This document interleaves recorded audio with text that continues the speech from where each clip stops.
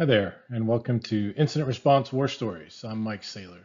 I've been in IT and security, incident response, forensics, and investigations for a long time. And so today, we'll talk about responding to a breach and what incident response is all about. Some feedback or I guess comments and things to consider from a breach coach, someone that helps you respond to a breach, kind of that objective, cool-headed, up out of the weeds direction liaison with others. Some feedback on insurance claims, risk reduction, and a couple of war stories. So when you have an incident, some call significant incidents a train wreck, but obviously you don't want your incidents to be a train wreck. You want to be prepared for those things the best you can, so that maybe it's just a fender bender. But sometimes a picture does say 1,000 words, and oftentimes I ask, what does this picture say? Well, it is a train wreck. They weren't prepared for this. Whether this is truly a train station, and it's in French, I'm not sure exactly what that says. But if this was a train station, they didn't give forethought to the idea of a train being able to crash through the second floor window of this building. It is a train leaving the building. So there's some simple observations here. It's an abnormal event. Why is a train exiting the second floor of this building? It happened during the day. You can tell that by the clock at the top, or at least this photo was taken during the day. There is a delayed or unprepared response. There is no one around responding to this incident except for this photographer, assuming that this incident just happened. So before we look at responding to an incident and maybe some examples of that, let's go into what it takes to prepare for an incident. And there's a lot of things. There's a lot of things behind this train wreck. Poor incident response plan, maybe poor management or legal support, or even capabilities, insurance coverage or the absence of insurance, knowing who your partners are that can help you respond to an incident, a train wreck like this, construction crews, train engineers, building engineers, fire, rescue, first aid. All those are good examples of who might have come to the rescue here. In our organizations, those would be subject matter experts, possibly legal, third-party legal counsel, your insurance providers, law enforcement, your own internal team, in understanding who those key assets are in your organization to help you address the particulars of a given incident. Not all incidents are generic or global. They may have a specific skill set needed, like a database person or an application person or a network person or a Microsoft person. So identifying those assets ahead of time are important to a timely and effective response to an incident. Well, then you've got what we call the fundamentals or foundational controls. From an audit compliance perspective, that would be kind of your general controls, your GRC. But with regard to technology and disaster recovery incident response, these are some critical controls that would definitely help build an effective, robust incident response capability.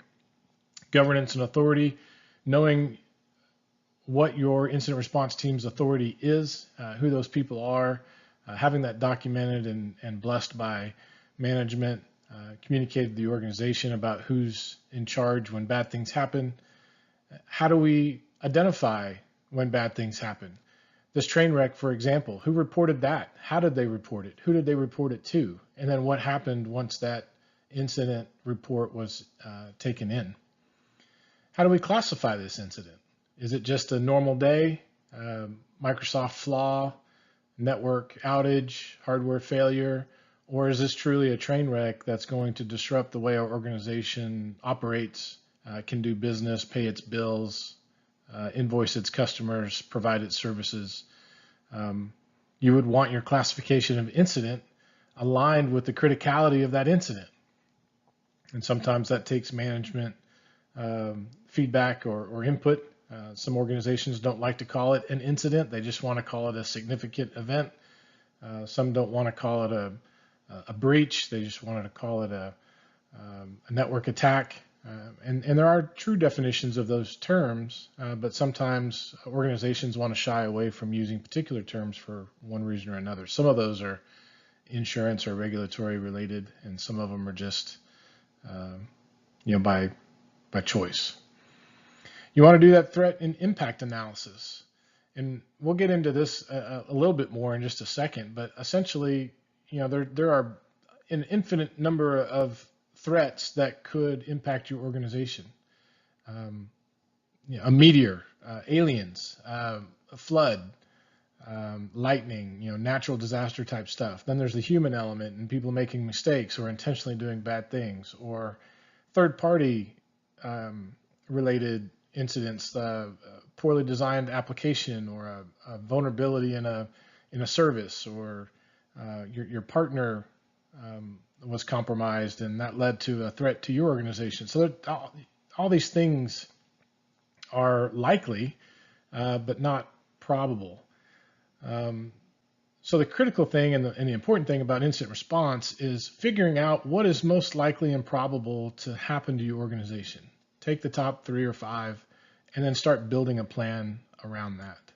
Identifying the right resources, figuring out how that would go if these bad things happened, and then filling in the gaps once you realize what you have, what you can do, what's missing, what needs to be done.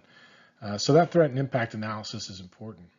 It also helps you understand that when an incident happens, what financial, operational, human, facility impact does that have? Does this incident mean we can't do business for a day or a week?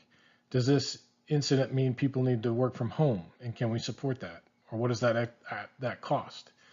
This incident means we have to pay fines or pay for credit monitoring for clients, and there's a cost associated with that. So that kind of analysis may actually help put materiality to the impact so that you can justify budget, or at least have the discussion about what it would take to prevent these bad things from happening so that these impacts are lessened, whether it's financial, operational risk, so on. Triage procedures are the first activities related to an incident once you've declared it an incident. So there's this event, then you've determined that this event falls into one of these classifications of incident, and then from that incident you've identified your team that needs to respond to this incident, and you begin triaging that incident. How do we stop the bleeding? How do we stop the spread? How do we stop the rumors? We don't want this on social media. How do we get ahead of this? How does it impact operations? And that initial triage assessment is then what is going to drive the plan for truly responding to and hopefully remediating this incident. Along those lines, it's very important to know your role. If you're involved in incident response, are you just waiting for someone to call and ask you to help? Or are you more active and take initiative and know that you're supposed to do certain things when the red lights are going off? You also need a leader. So an incident response team leader continuously trains and interacts with personnel both inside the company and third parties to maintain relationships and an understanding and currency of the environment and the threats and all these good things, so that when necessary, an event gets escalated to an incident, the incident response team leader then takes the ball and starts to coordinate next steps. Well, roles and responsibilities also translate out to all those individuals that might be called upon to participate in an incident response activity, to become part of that incident response team. So that could be HR, communications, legal, management, definitely pretty much anybody in IT, third-party communications, and so on. Part of those third-party relationships is identifying those skill sets and resources that you don't have internally. Forensics, as an example. Digital forensics is not something an organization typically needs a full-time person for. So in responding to a particular incident, if you want to preserve evidence, preserve activities, either for future understanding of this event or possible prosecution and working with law enforcement, or just diligence. And maybe there's a chance that this incident could end up in a legal, in court. And so you might want to preserve that data and that evidence to demonstrate, diligence or support your case in some way. So identifying a person or a firm that you can establish a relationship with for that skill set. And you would do that for each skill set or role associated with those 3 or 5 most likely, most probable incidents that might impact your organization. How do we escalate stuff? Going from an event to an incident response team to involving all these people, having an escalation plan and knowing when to escalate, what justifies escalation, and who to involve is very important. And those are all things, in addition to communication, those are all things you want to do before the incident happens. You don't want to start figuring this stuff out on game day. Communications is also important. There's been several incidents that I've been involved in where there wasn't a company policy about social media. There wasn't a message sent to employees or personnel related to an incident asking them to refrain from posting things like network's down, I guess I have the rest of the day off on social media, things that might give the public an idea that there's a problem, especially if you're a publicly traded company or part of critical infrastructure, especially like pipelines. If pipelines are down, that influences the trading of energy, and there's actually regulation against that already. But if there's not a policy or protocol internal that says we have this incident and we need to communicate to everybody to refrain from posting anything on social media about this situation, and that you would give them updates on some periodic basis or some milestone. One of the important things that I've learned about communication is a lot of organizations don't know how to communicate with their staff when the normal communication medium is down. And a lot of us use email. A lot of us use some collaboration platform like Teams or Zoom or WebEx. Well, what if you can't? What if you're not able to use the normal method for communicating with your personnel? A lot of organizations do not know how to get a hold of an employee outside of their company email. They don't know their cell phone. They don't know their personal email account. And some of the incidents that I've helped respond to, they've actually had to use a third party. So one of the incident response firms that was called in was responsible for setting up the conference call bridge and began collecting personal email addresses and phone numbers from everybody while the organization was focused on responding to the incident. So ahead of that, it might be a good idea if you don't have an appropriate personal email address already, because maybe at some point your organization is going to ask you for that. You might want to set up a personal email account for that purpose that is appropriate to share with your company. And then training and updates, obviously. You put all this stuff together and it sounds great. You're sitting in a conference room and you're whiteboarding everything and you're thinking all these great thoughts and capturing all these great notes. And then you think you're done until game day and you never practiced it. You never actually walked through it to determine how it would work and if there were things you missed, gaps that were still unfilled. So it is important to train on your incident response. And we would do that through what we call a tabletop exercise. And so those are scenarios like a ransomware or a network breach, data compromise, things along those lines, We would develop a scenario, and then we would walk through all these great things that you put together, your procedures and your contact lists and all this good stuff, and see how it goes. And naturally, what comes out of that are some aha moments or some things we didn't think about, because you guys think about how to run your organization. You don't think like a criminal does.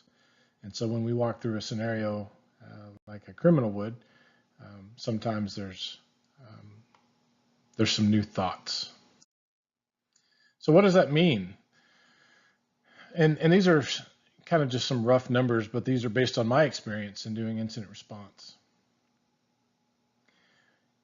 If you're prepared, and so being prepared means you have an incident response plan, you've identified your subject matter experts, you have an inventory of all your assets and what it takes to run your organization, you have backups of how things are configured and your settings, you've got a good policy for retaining the logs of your servers and your endpoints and your network and your firewall. You're conducting good backups, and you're monitoring all of these things. And so you're not just putting technology in place, configured the way you probably learned how to do it or someone helped you do it, and then you're just letting it run. You've got to continuously monitor your environment to make sure that things are running well, and as things change, it doesn't change the likelihood of the threat impacts. And when those things do happen, you've got some alerting in place.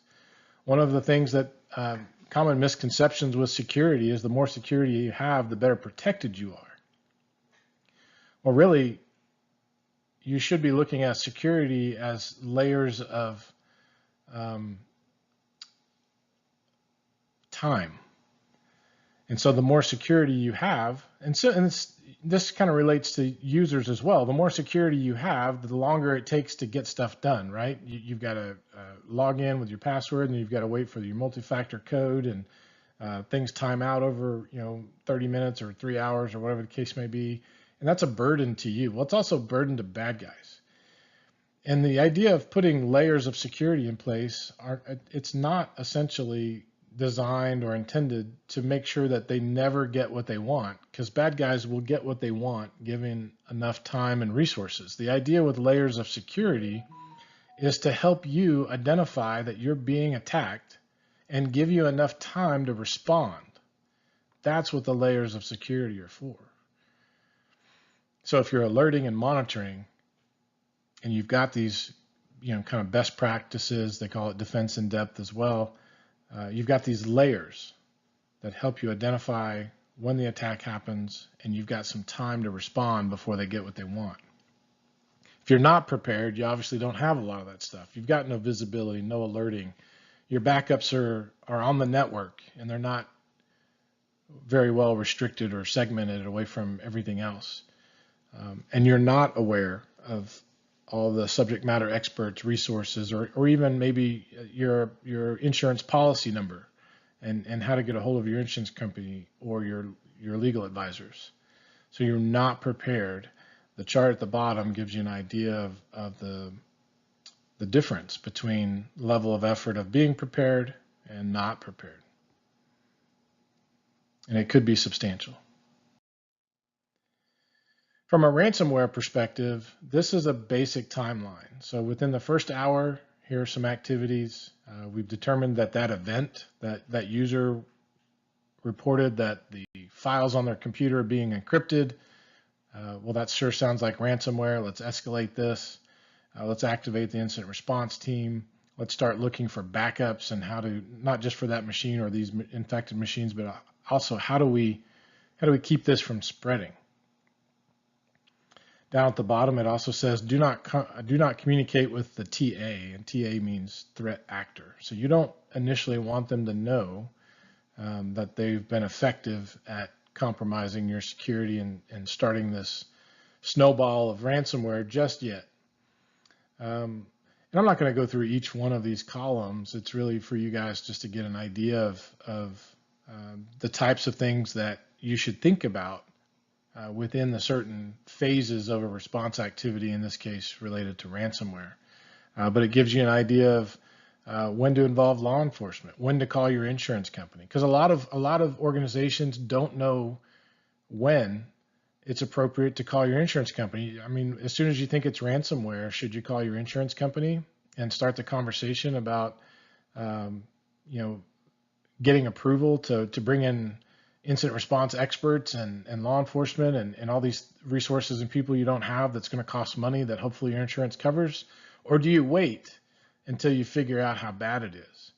And my experience, and I've done quite a few incident response engagements, and I've worked with a lot of different insurance companies, and they've all said, call us as soon as you think there's a problem. It's not going to ding your insurance. They're not going to hold it against you. You know, maybe you filled out some questionnaire that to get your insurance that said we are completely protected from ransomware, and they're not going to go, oh, you lied. And it's not going to affect your premium for next year just because you've got an incident here that's yet to be, you know, fully fleshed out to determine the magnitude of it. The insurance company wants to be involved as soon as possible, and that's also going to help. It's going to help both of you. It's going to help the organization make sure that the resources you pull in are approved by your insurance company.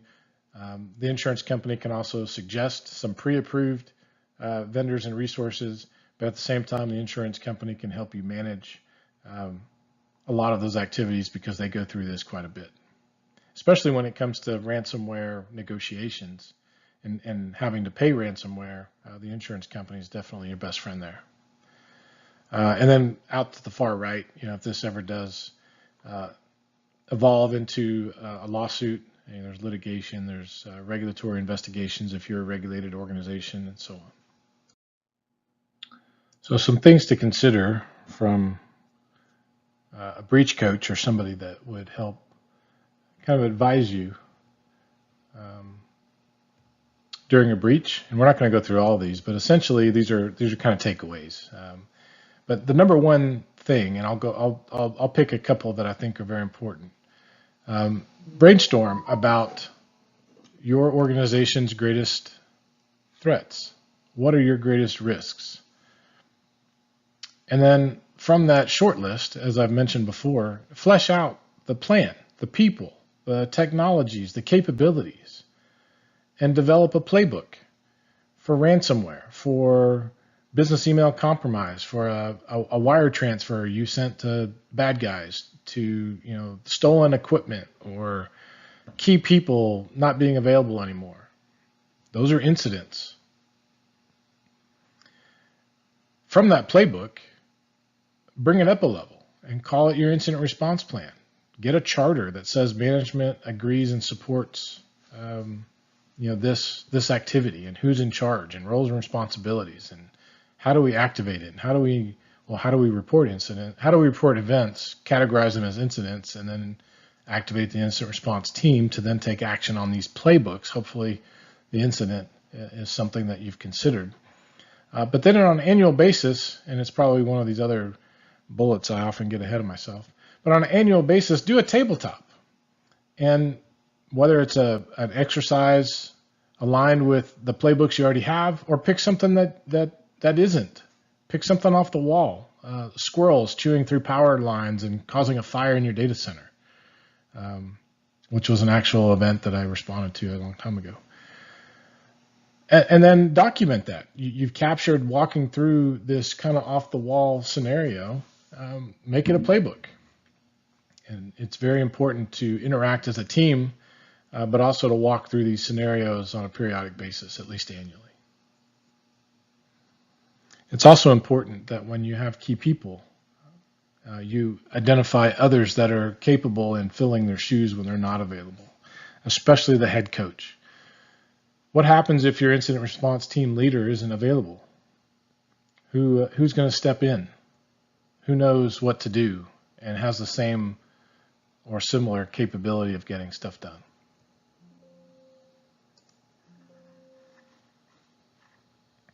Continuing the list of advice, some other things to consider. Do you have easy access to contact information for appropriate personnel? I mentioned an alternative email address or phone number in the event that your primary communications are down. Do you already have relationships with third parties? Do you know who to call at the FBI? Not just the FBI's main number. Do you have you talked to somebody there before? What about legal counsel? What about incident response teams or forensics teams or others that you've identified during your tabletop exercises? Are any of those already pre-approved under your cyber insurance policy? So a good conversation to have with your insurance carrier. Do you have an insurance policy? Do you know the policy number and who to call? Have you performed an after-action review as a result of any discussion about an incident or your tabletop exercise? This is imperative. A lot of the organizations that I've worked with, we've identified some pretty significant areas for remediation and some pretty cool ideas to help improve their capabilities. And the vast majority, I would say well over 75%, were slow at taking action or never took action on those recommendations. And in every case, the absence of action resulted in a significant incident, either reoccurring or escalating. And then again, with planning and design, just making sure that you not only lay out the ground rules, but you adhere to them. You want to make sure everybody's confident that those rules are consistent and they can trust in how the exercise is conducted and how to participate. Again, make sure you have a scribe and a moderator. You want to capture everything you can and keep the exercise on track. Make sure that those that do attend will commit to participate. They're not just there to take up space and eat the free lunch or whatever the case may be, but also that in their participation for those things that are identified as deficiencies or opportunities to improve, that they're actually going to help remediate those. Identifying high-risk threats and significant threats is always a byproduct of doing these exercises, and they should be taken seriously. Collaborate with your stakeholders on these scenarios to ensure that the time you're putting into this tabletop exercise is valuable and meaningful. And then make sure that you're reviewing and updating your incident response playbooks, your incident response team, your list of subject matter experts and capabilities as often as possible. And I mentioned it before, and I often get ahead of myself, but making sure you've got a good moderator, someone that can keep the climate cool, inject themselves if discussions go off onto tangents, help focus the group on the scenario, and inject activities. So maybe it's just a simple scenario. The moderator should be able to throw in some curveballs, throw the monkey wrench in, whatever the proverbial derailment analogy you want to use, so that it doesn't necessarily run as smooth as it could, because not all incidents do. At some point, things are going to go well, and then something happens to derail the process and takes us back to troubleshooting and trying to figure out how best to work together and what resources we need. So that moderator should be someone that's somewhat skilled at that and has moderated other exercises for some time. Your scribe is also important, making sure that they're capable of capturing as much content and activity as possible in detail.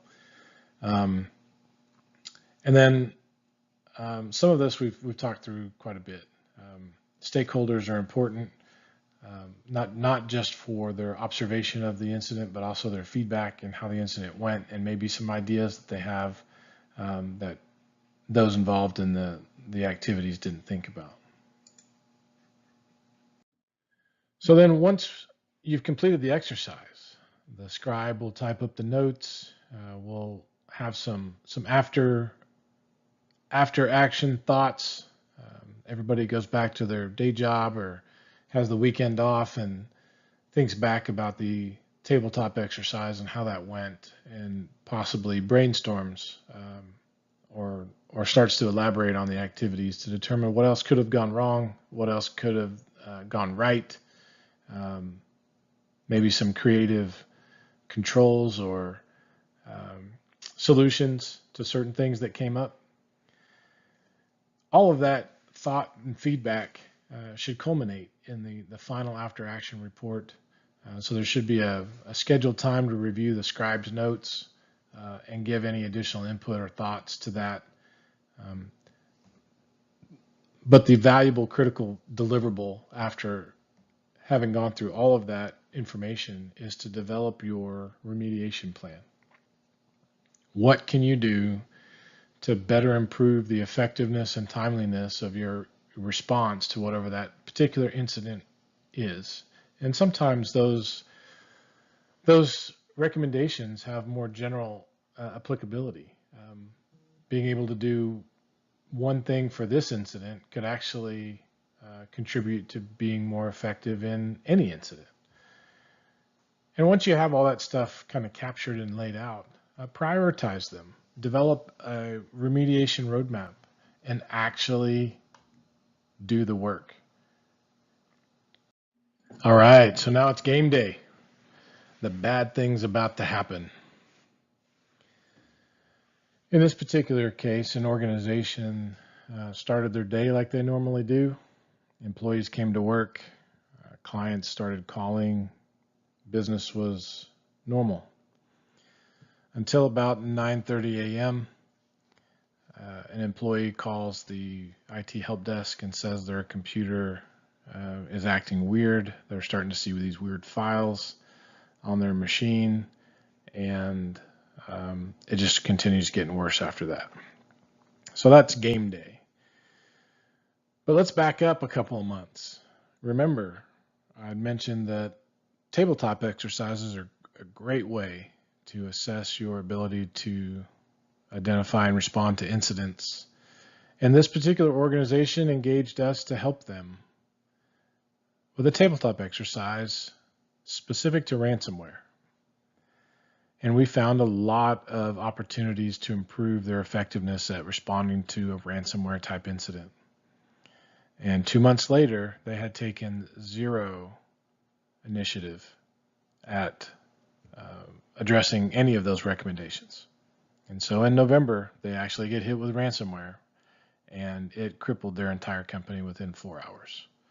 Their network was down, their email was down, their phones were down, all of their workforce was encrypted, and their key systems, their critical systems, which contained engineering diagrams, were also encrypted. So then what? How do we respond to that? How do we collaborate even? How do we communicate? All of this stuff was identified in the tabletop. Having a 800 number, having a way to communicate out to employees with pre-recorded messages, having out-of-band communication capabilities, identifying the right people.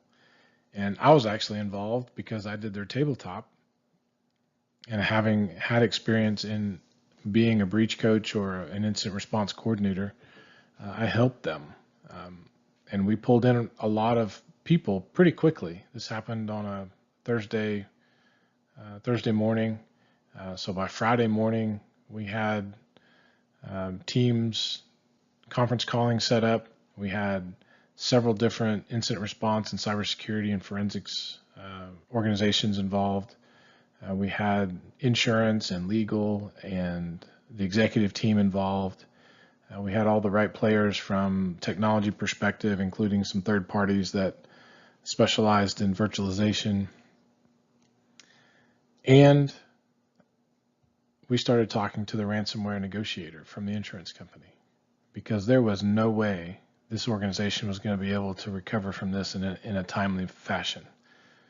The initial ransom was, I believe, $8 million, and it was going to go up to $16 million if they didn't pay it within 14 days, something like that. Unfortunately, the organization's initial assessment of the situation included the fact that they only had $5 million in cyber insurance coverage. And here's this $8 million ransom ask. So we go about planning for how to respond to an $8 million ransom ask with only $5 million of coverage, and we spent almost 2 days on that topic, only to figure out on day 3 that they actually had 2 $5 million policies because it wasn't documented well, and there's been some turnover, and not everybody knew all of the right accounts and policies and people and contacts. So there was a gap there. They had also on day 3 asked if I could help them engage law enforcement. So we brought in the FBI, who had just recently engaged in a similar ransomware case, same ransomware attackers, same type of ransomware, and they went about looking to see if the decryptor, the ransomware decryptor that you usually get once you pay the ransom, was available from this other victim. And it was, and so we started using that to the extent possible. But most ransomware has a little bit of a nuance, and so that the decryptors don't always work from one victim to the other. In the event that it does, in this case, it wasn't 100%. The ransomware negotiator then spent the weekend negotiating with the threat actors, and they got the $8 million ransom. The first responding ask from the company was, instead of 8 million, how about 400,000? And then it went back and forth until they settled on, I believe it was about 6 million. And one of the things that we found out about these ransomware attackers is that they don't just pull a number out of the air. They do their homework on your organization. This particular ransomware gang is also good at breaking into networks. This ransom didn't come from an email. This ransom was a coordinated attack from the internal network, where bad guys, these threat actors, had actually compromised this company's network back in July, several months earlier. And they spent the last several months doing their own reconnaissance, reading emails, looking at financial data, figuring out how this company operates and where their critical data is. And when they felt threatened by the ransomware tabletop that we just conducted, and the idea that a lot of the recommendations that we suggested they implement would impact their ability to conduct their attack, they launched their attack on a Thursday morning. They coordinated the deployment of ransomware concurrently across, I think it was 2,300 computers all at the same time. So it wasn't one infection and then another infection. 2,300 computers got the infection at the same time. And within 4 hours, over 80% of their company was infected. The decryptor worked. The decryptor from the FBI worked for laptops and desktop computers. It did not work for virtual environments. And unfortunately, that's where their critical data was. So they made the decision to pay the ransom, and that ransom was based on their financials. Fairly successful company, good revenue, and the bad guys thought that the $8 million that they originally asked for was feasible, but hey, they've got a business to run too, and so they negotiated that down to the 6, and they also negotiated technical support. In the event that their decryptor didn't work well, they would continue to help get the company back on their feet for the $6 million fee, and that they also would promise never to attack the company again. Well, none of that happened. They got their $6 million and they didn't help one bit. The decryptor was also not 100% effective. Still didn't work on some files, some machines. So a lot of that data is just forever gone.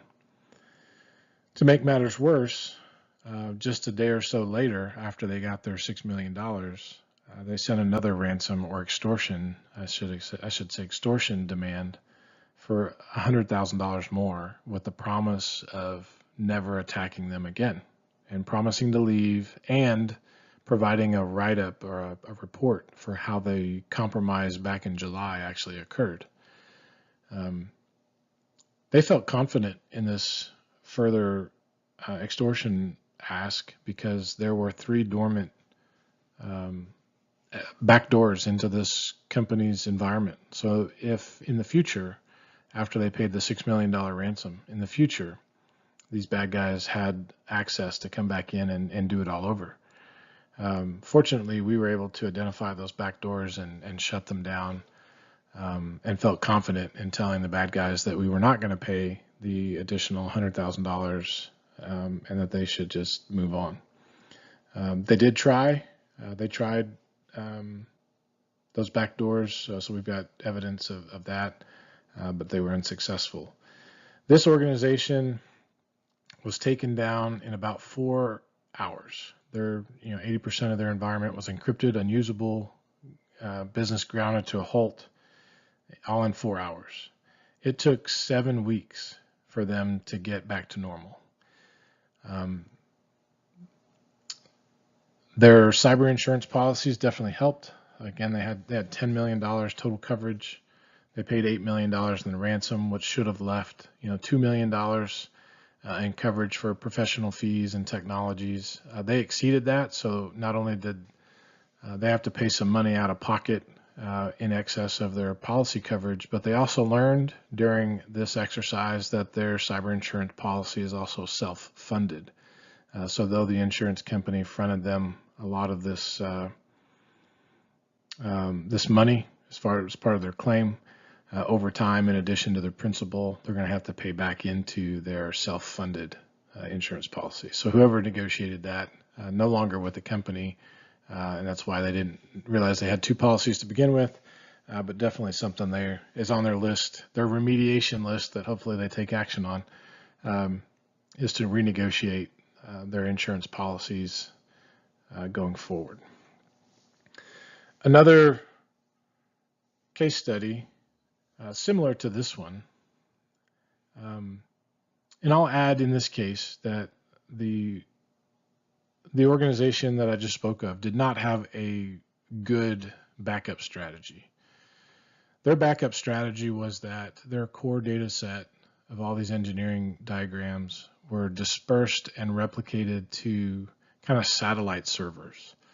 And so as employees and partners worked on engineering diagrams on these satellite servers, those updates would then replicate to the central server, the central backup server, and that backup server has only a trusted relationship with these satellite servers. But the satellite servers do not have a trusted relationship with the people that use the documentation there. And so what happened when bad guys had access to their network is they learned all of this, and they figured out a way to get their ransomware all the way to the data store where all the primary documents are. And there was no offline backup, no tapes, no disk copies, no copies to the cloud, and so an ineffective backup strategy. The next case study I'm going to run through pretty quickly, but it's essentially another very large organization that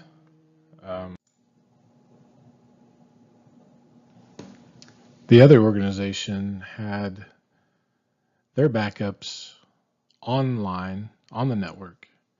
So they had a storage array that they were relying on to conduct their backups. And bad guys, again, had access to their network long before they conducted their coordinated attack, and that included obtaining the credentials for the backup system, and during the coordinated attack, executing a forensic scrub of all their backup servers, unrecoverable level of deletion, which then led that organization without effective backups. So having said all of that, there's a couple of essential takeaways, and that is identify the threats most likely to your environment, not just from your understanding of your organization, but also things that are happening in the news. Ransomware is very prevalent. Ransomware attacks everybody. It's indiscriminate. It's not targeted. It is just a scatter shot playing the statistics. It gets sent to everybody. And then when you do get encrypted, bad guys then start to figure out how best to extort you. The reconnaissance that they conduct, the skills that they have, it's much broader than just the email threat that a lot of people talk about with regard to ransomware. Bad guys are always looking for vulnerabilities in your environment. When they take advantage of those and gain access, then they figure out what the best next attack vector is. It could be ransomware, it could be something else. So do those periodic assessments. Look for vulnerabilities in your security program. Test your people, test your response capabilities, test your network, test your applications, test your facilities. Take action on those things that you identify as opportunities for improvement. Prioritize them, get approval, show the value, and then train on it. At least once a year, pick a scenario and work together to identify weaknesses in your capabilities, your skill sets, your connections, your policies, all of those good things. Identify relationships with experts, with your insurance company. Have you ever called them? Call them. Find out the name of the person or the department. Figure out the process and when to call and become comfortable with that. The same with law enforcement, the same with your legal counsel, the same with your executives, the same with heads of other departments, the same with subject matter experts in those parts of your organization that possibly could be involved in these incidents. Thanks for listening. I hope it was valuable. Enjoy the rest of the conference.